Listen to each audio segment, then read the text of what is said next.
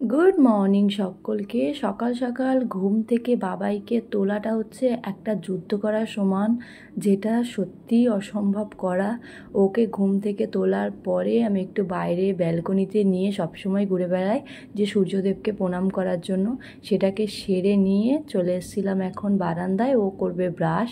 দেখো হাইয়ের উপর হাই তুলে যাচ্ছে, ওঠার একটুও বিন্দুমাত্র ইচ্ছা নেই, কিন্তু উঠতে হবে, সকালের টিফিন খেতে হবে, ওইগুলো করতে হবে, এগুলো বোঝাচ্ছিলাম। প্রথমে একটু কান্না করে ওঠার সময়, মন ভালো লাগে না, মেজাজ ভালো থাকে না, তারপর আস্তে আস্তে ঠিক হয়ে যায়। তো ওকে ব্রাশ করানোর জন্য প্রথমে ঘরের মধ্যে ছিলাম, তো বারবার বলছিল আজকে বাইরে আসবে, তো সেই জন্য বাইরে নিয়ে চলে আসলাম। আর একা একা ব্রাশটা খুব ভালো করে, সব কিছু একা একা করার চেষ্টা করে, কিন্তু সব থেকে বেশি ভালো যেটা করতে পারে সেটা হচ্ছে ব্রাশটা। তারপর আমিও একটু মাঝে মাঝে হাত দিয়ে দিয়ে করে দিই। আর যেহেতু বেশ অনেকগুলোই ওর এখন দাঁত উঠে গেছে। প্রত্যেকটা বাচ্চার ছোটোবেলাটা বেশ সুন্দর।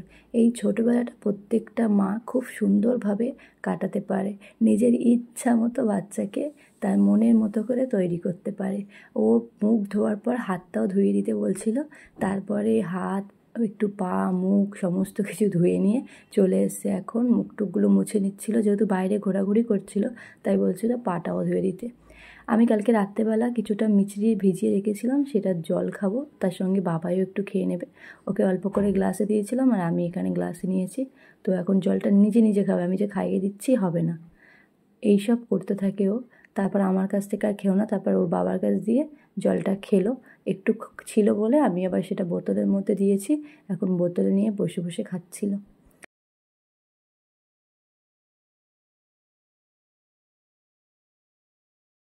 চলে এসেছি এখন রান্নাঘরে, বাবাইয়ের জন্য একটু দুধ বানাবো, তো সেই জন্য জল গরম করছি। আর ঘুম থেকে ওঠার পর বেশ কিছু সময় বাবাই কোলের মধ্যে থেকে একদম নামতে চায় না। এটা ওর আবদার, বায়না, যেটাই ধরি না কেন ও সেটা করতেই থাকে, এটা ওর অভ্যাস হয়ে গেছে। আর আমার বেশ ভালোই লাগে। তারপর তো ওই দুধটা এখন খাচ্ছে, সেটা হচ্ছে ন্যানপ্রো 4। ওর জন্য দুধ বানিয়ে দিয়ে গেলাম ঘরে, ও এখন বসে বসে সেটা খাচ্ছিল। আর আমি যেহেতু সবার জন্য টিফিন বানাবো, তো চলে এসেছিলাম রান্নাঘরে। প্রথমত বাবাইয়ের জন্য খাবারটা আগে বানিয়ে নিই চলো। তো প্রথমে ওর জন্য আজকে ভাবলাম প্যানকেক বানাবো। একটা কলা চামচ দিয়ে খুব ভালোভাবে ম্যাশ করে নিচ্ছিলাম। তারপর এর মধ্যে দিয়ে দেবো একটা ডিম, আর ডিমটা দিয়ে বেশ ভালোভাবে ফাটিয়ে নিয়েছিলাম। ফাটিয়ে নেওয়ার পরে এর মধ্যে আরও একটা জিনিস দেবো, সেটা হলো 1 চামচ আটা। এটা দিলে কি হবে, প্যানকেকটা খুব সফট হবে আর ও খুব ভালোভাবে খেয়ে নেবে। আমি তো এটা চামচ দিয়ে ফাটিয়ে নিয়েছিলাম, তোমরা চাইলে এটা মিক্সির মধ্যে দিয়েও ফাটিয়ে নিতে পারো। এটা যতটা ফাটানো সুন্দর হবে কেকগুলো খেতে তত ভালো লাগে। তারপর আমি এদিকে প্যান বসিয়ে এর মধ্যে একটুখানি বাটার দিয়ে দেব। তোমরা চাইলে এটা বাটার বা হালকা একটু সাদা তেল দিয়েও করতে পারো। তো বাবাইয়ের জন্য আমি বাটারটাই সবসময় দিই। বাটারটা বেশ ভালোভাবে গরম হয়ে গেলে আমি এর মধ্যে ছোট্ট ছোট্ট করে কেকগুলো বানিয়ে নেব। আর এটা না খেতে বেশ সুস্বাদু হয়, আমার তো খুব ভালো লাগে। তো ওর জন্য এটা বানালে ও সকালবেলা বেশ ভালোই খায় এটা। তোমরা চাইলে তোমাদের বাচ্চাদের এটাও দিতে পারো, অথবা আরেকটা খুব হেলদি খাবার হয়, সেটা হচ্ছে মুড়ি গুঁড়ো করে রেখে ছাতু দিয়ে খাওয়ালে সেটাও খুব ভালো হয়। বাচ্চাদের মন মেজাজ ভালো রাখার জন্য এক এক দিন আমার মনে হয় এক একটা খাবার বানিয়ে তাদেরকে দিলে তারা খেতেও ভালোবাসবে এবং খাবারের প্রতি তাদের আগ্রহটাও বাড়বে। প্যানকেক ওকে রেগুলার দেওয়া হয় না, এক এক দিন এক এক রকম খাবার দেওয়া হয়, যেটাও খুব আনন্দ করে খায়। তো প্যানকেকটা আমি খুব বেশি ডিপ করে ভাজিনি, আমি একদম হালকা হালকা করে ভেজে নিয়েছিলাম। আর এখানে দেখো পুরোটা আমার রেডি হয়ে গেছে। আমি এখন ছোট্ট ছোট্ট পিস করে বাবাইকে কেটে দেবো। ছোটো ছোটো পিস করে দিলে কি হয়, ও নিজে নিজে হাতে তুলে খেয়ে নেয়। আর এখন থেকেই ওকে অভ্যাস করানো হয় যে প্রত্যেকটা জিনিস হাত দিয়ে খেতে, ও সেটা খায়। তো খুব একটা বেশি অসুবিধা হয় না। এখানে আমি প্রত্যেকটা প্যানকেক খুব ভালোভাবে পিস করে নিয়েছি। ঘরে এসে দেখলাম আর একজন তো আমার ডায়েরি খুলে পেন দিয়ে সেটার মধ্যে কী যে আঁকছিল, কী যে লিখছিল, আমি মাঝে মাঝে বুঝতেই পারি না যে করতে থাকে কি। তারপর আমি এসে এখন দেখালাম যে ওর জন্য কী বানিয়েছি। এবার দেখো ও কী বলতে চায়।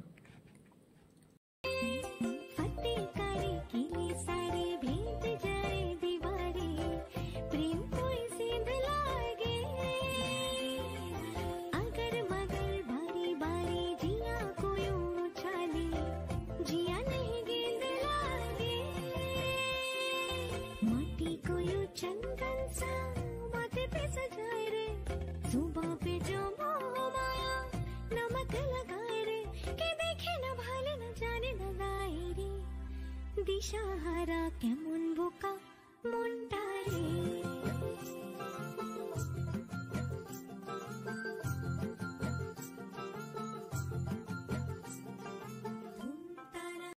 ব্রেকফাস্ট করার পর লাঞ্চের টাইমটা অনেকটা গ্যাপ থাকে। এই সময় বাচ্চাদের খিদে পেলেও আমার মনে হয় কিছু না দেওয়াই উচিত। যদি কিছু খেয়ে নেয় তাহলে আর লাঞ্চের পুরো খাবারটা শেষ করতে পারে না। পুরো খাবারটা শেষ করার জন্য এই সময়টা গ্যাপ দেওয়া উচিত, এবং যদি খুব খিদে পায় আমার মনে হয় মাঝে মাঝেই ওদেরকে প্লেন জল খাওয়ানো ভালো। জলটা খেলে এই গরমের মধ্যে ওদের শরীরও ভালো থাকবে, খিদেও বাড়বে, আর খেলা করলে আমার মনে হয় খিদের পরিমাণটাও বাড়ে। তো সেই কারণে ও নিজের মতো এখন বেশ কিছুটা সময় খেলতে থাকে, ঘরের মধ্যে বই পড়তে থাকে, নিজস্ব সব খেলনা বাটি নিয়ে নিজের মতো করে বেশ কিছুটা সময়ও কাটাতেও থাকে। তো আজকে যেহেতু ওর ঠাম্মি আর ওর বাবা একটু বেরোবে, সেই কারণে ওকে বলেছিল নিয়ে যাবে।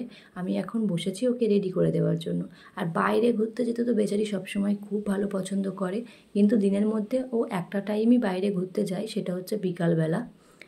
তো সেই কারণে দুপুরবেলা বা সকালবেলা যদি ওকে কেউ কোথাও নিয়ে যাবে ভাবে, ও তো বেজায় খুশি। কতক্ষণে আমার কোল থেকে উঠবে আর ও সমস্ত পার্ট মিটবে সেটাই চিন্তা করছিল। ফাইনালি রেডি হয়ে গেছে আর তাড়াতাড়ি করে চলে যাচ্ছে, কারণ ও ভেবেছিল ও নিজের গাড়ি নিয়ে যাবে, সেই কারণে নিজের গাড়িটাকে গ্যারেজ থেকে আবার বের করে কান ধরে নিয়ে আসছিল। তারপর যখন ঠাম্মি বলল না নিজের গাড়ি নিয়ে যেতে হবে না, বাবার গাড়ি করে যাবে, তখন তো গাড়িটাকে ফেলে ছুটলো বাবার গাড়িতে ওঠার জন্য।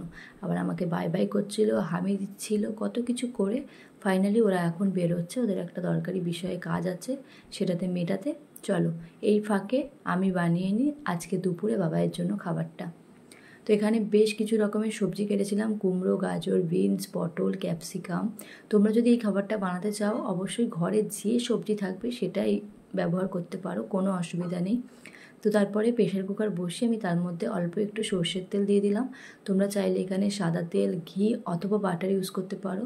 তারপর একটা তেজপাতা দিয়ে দিয়েছিলাম আর একটুখানি সাদা জিরে, সেটা ফোড়ন দিয়ে বেশ ভালোভাবে ভাজা হয়ে গেলে তার মধ্যে এবার কেটে রাখা সবজিগুলো খুব ভালোভাবে ধুয়ে দিয়ে দিয়েছিলাম।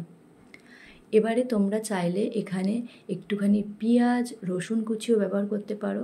আমি এখানে রসুন পেস্টটা আজকে দিলাম না, অন্য দিন দেওয়া হয়। আজকে যেহেতু ভাবলাম ওর জন্য ভেজ খিচুড়ি বানাবো, সেই কারণে পেঁয়াজ রসুনটা দিলাম না। সবজিটা বেশ ভালোভাবে ভেজে নিয়ে আমি এর মধ্যে দিয়ে দিয়েছিলাম অল্প একটু ডাল। মুসুর ডালটা আমি বেশ কিছুক্ষণ ভিজিয়ে রেখেছিলাম, এবং যে চালটা আমি ব্যবহার করব সেটাও ভিজিয়ে রেখেছিলাম। তো চাল আর ডালটা সবজির মধ্যে দিয়ে সেগুলোকে খুব ভালো করে নাড়াচাড়া করে একটু ভেজে ভেজে নেব। এবার এর মধ্যে আমি দিয়ে দিয়েছিলাম পরিমাণ মতো নুন।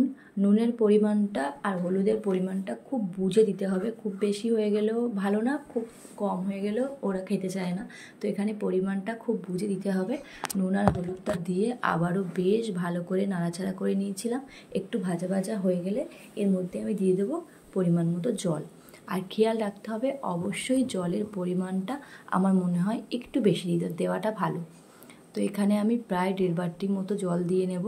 আর জলের পরিমাণটা বেশি দিলে কিন্তু ভাত সবজিগুলো খুব ভালোভাবে গলবে, আর বাচ্চারা খুব ভালোভাবে খেয়েও নেয় খাবারটা। খাবারটা ভালোভাবে গলাটা খুব দরকার। তো প্রেশার কুকারে দিয়ে এখন বেশ কয়েকটা সিটি দিয়ে নেব।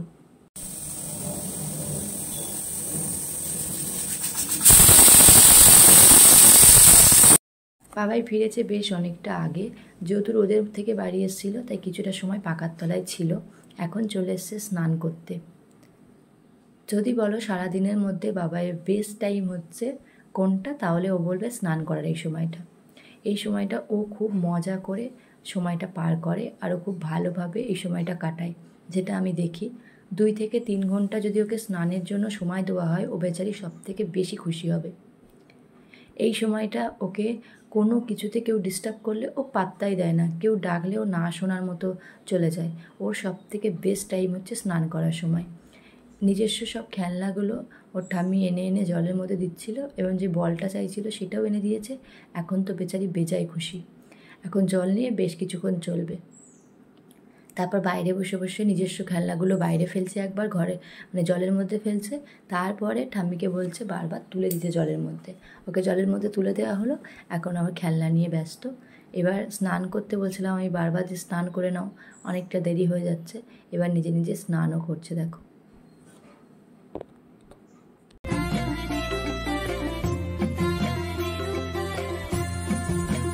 যদি তোর ডাক শুনে কেউ না হাসে তবে একলা চলো রে, যদি তোর ডাক শুনে কেউ না হাসে তবে একলা চলো রে, একলা চলো, একলা চলো, একলা চলো, একলা চলো রে, একলা চলো, একলা চলো, একলা চলো, একলা চলো রে, যদি তোর ডাক শুনে কেউ না।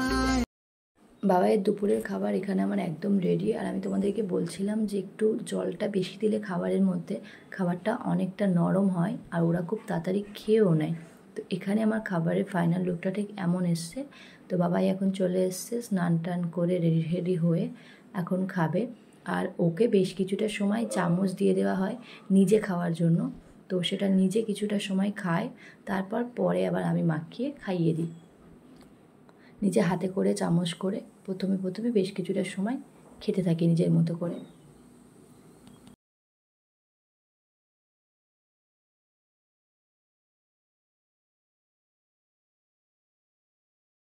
খাওয়া দাওয়া কমপ্লিট করে বাবাই 2-3 ঘন্টা মতো ঘুমিয়ে নিয়েছিল। তারপর রেডি শেডি হয়ে এখন যাচ্ছে ওর মেজদাদার সাথে ঘুরতে।